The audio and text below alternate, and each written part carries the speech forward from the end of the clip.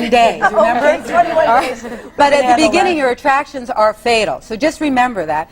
And what I suggest to people is that they get to know and get involved with guys or women that they wouldn't normally be attracted to. Yeah, they say. I don't like that. Not someone you're repulsed to, but someone you normally wouldn't be attracted to. A sweet, nice guy who seems to be good and right. good for you. Kindness in his eyes. No, I was... I don't know if I ever told you this story, but when I was working on the Main Event with Barbra Streisand, and she always liked attractive men, and yet she married Elliot Gould, who was really attractive, but not the exact beauty that she always went with.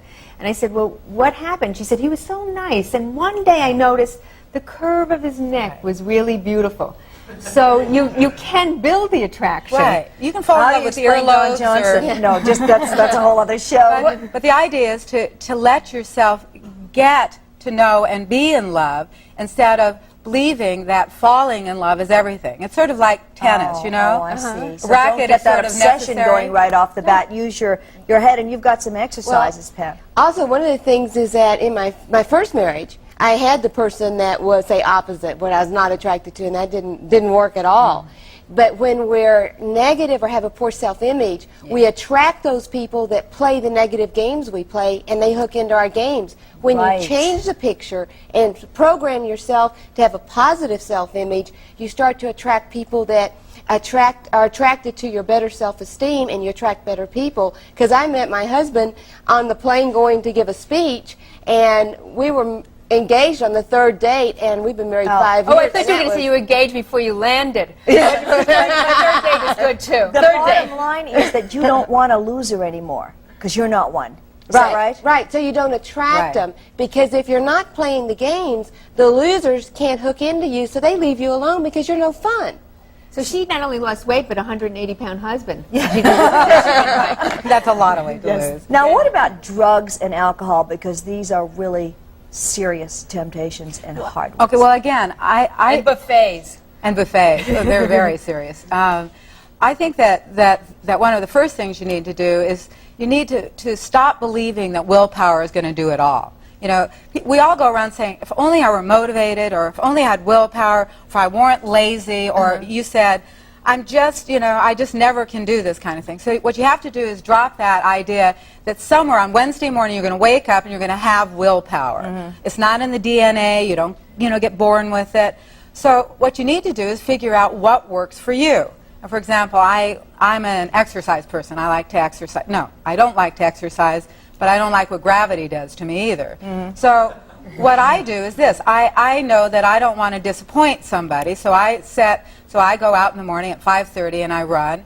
I make sure there's somebody else out there who's going to be really mad standing in the freezing cold if I don't show up. Right. So my motivator is that I've got a buddy out there. And we sometimes rely on ourselves too much. We rely on willpower too much. We don't design plans that really work for us. We read lots of self-improvement books, which make authors very rich, and don't do anything for us except tell us that we need more self-improvement because we failed once again. So the bottom line then is not to be passive and hope it all happens, but to be in charge. Get really in it and get in charge and find something that works for you. Will you meet me at 5:30 tomorrow morning to go running? Yes. I wouldn't be there. You wouldn't be there. I won't be there. I know that. Oh, are you in trouble? Marilyn is right, because if you wait for the motivation to come, it doesn't. It's like in the book Think and Grow Rich, it says the only known way is programming the mind. So if you say, well, I'm going to wait till I feel like, you know, working harder, or I feel like starting my own company, it doesn't come.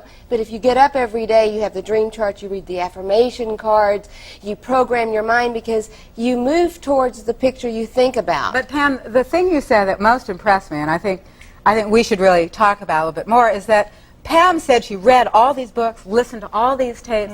I'll bet you your program is one that fits you. Because you pulled out of that all the stuff that was for Pam, all right? And that's the point of it. There isn't any, there's no book that has my name on it, really. You have to pull out the things that really work for you. Otherwise, what happens is that you end up failing once again because you've gone by somebody else's program to do something. And another thing that Pam said was, don't say that I'll start a diet on Monday. Who doesn't start a diet every Monday, you know? Because then you're putting it off till tomorrow. Do it now.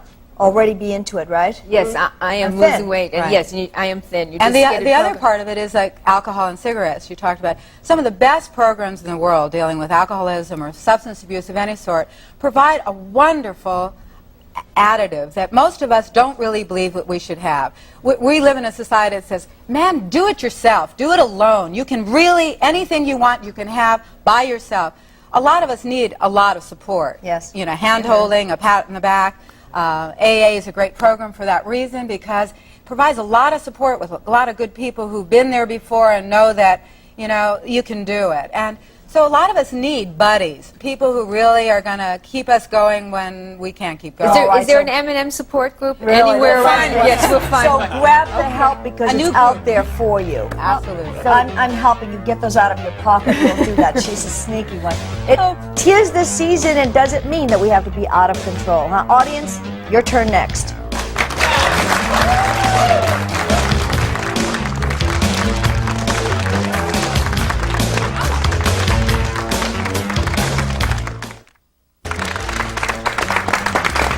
All right, resisting temptation today, and come and join us in our audience, will you? Because that'll be a half hour that you will not eat, you will not smoke, and you will not drink anything. For tickets, please call 818-846-5364. Nice and slow, Gail, for your mom, okay? Yes, and I was going to say, one of the reasons I'm doing this show is because I diet for this half hour. Yeah, exactly, exactly. You can't get to those M&Ms. We have a couple from Boston here who have a question for you women. Oh, the man will take charge. I've recently stopped smoking, but my girlfriend hasn't, so the temptation is there every day. How do you deal with that? You deal with that temptation by, well, first of all, it'd be nice if she would stop. It would be a real caring thing to do. What about that? It's hard. It is really hard. Give her some tips on how to do it, and then to him on how to cope. First of all, you have to decide whether you really want to do something. A lot of our plans are sort of wishful thinking. I'd really like to, I really think I'd like to, but I really want to means today you start doing something that really allows you to stop smoking. For example, one of the smoke enders groups or a support group, someplace that you can go where you can really get some support to do something. But you're not going to do it unless you get out there and make a phone call and go and do it. A plan that really works for you. And I don't know what specifically works for you. If you're a people person, a group. You've got a boyfriend over here who's probably putting a lot of pressure on you, to do something, whether he knows it or not. And sometimes, we resist doing something because we really don't want to be pressured at all. So the best thing you could do is to stop pressuring her. All right, but meantime, she hasn't done it yet, so what are we going to do with Ron? How's he going to cope? Well, one of the keys, just going back, is for her to see herself as a non-smoker now, rather than as a person who's quitting smoking. The more he can reinforce the fact that she is a non-smoker and feed that positive image into her, then it makes it easier for her to start seeing herself that Meanwhile, way. poor Ron is still got a problem. How do we get him not to fall back here?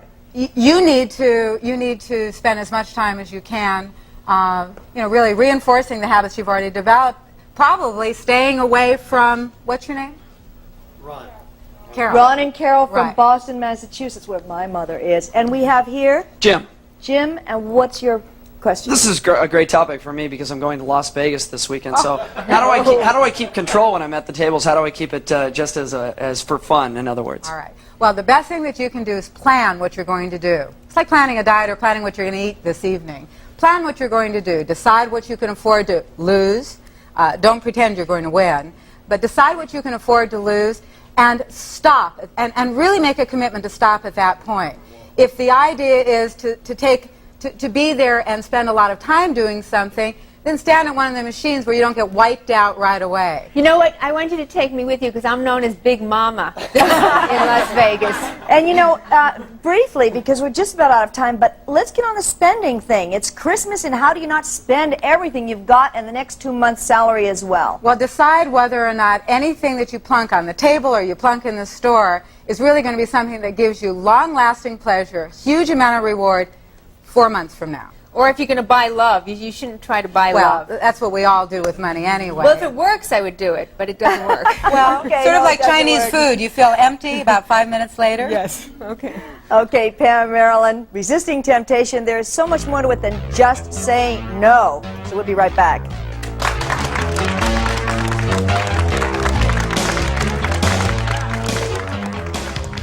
To be a part of the Kelly and Gail audience, call 818-846-5364 for free tickets.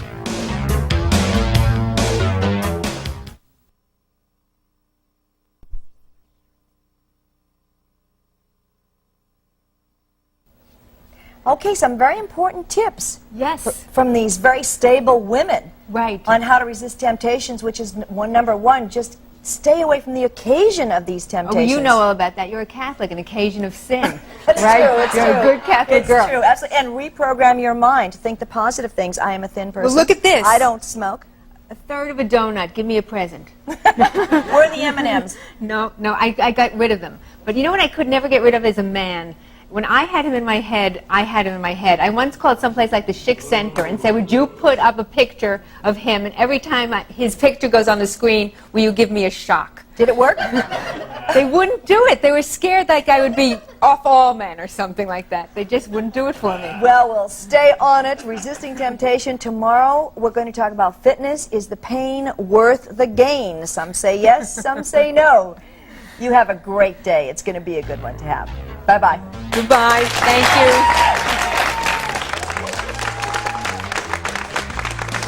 Kelly and Gail's wardrobes furnished by Carol Little. Transportation and protective services furnished by the Entertainment and Special Services Unit of West Coast Detectives. Accommodations for guests of Kelly and Gail are furnished by the Universal City Hilton and Towers, Universal City.